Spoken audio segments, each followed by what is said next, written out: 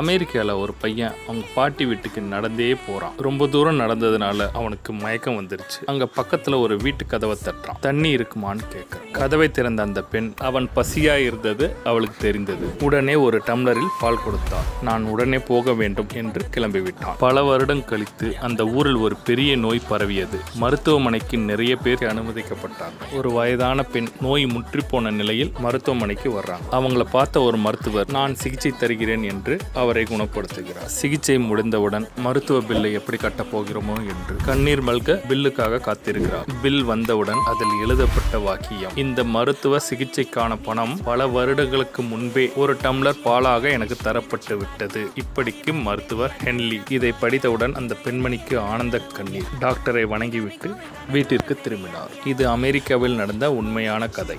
நாம் செய்யும் சிறு உதவி பல மடங்காக நமக்கு திரும்பி வரும். இது பிரபஞ்ச விதி.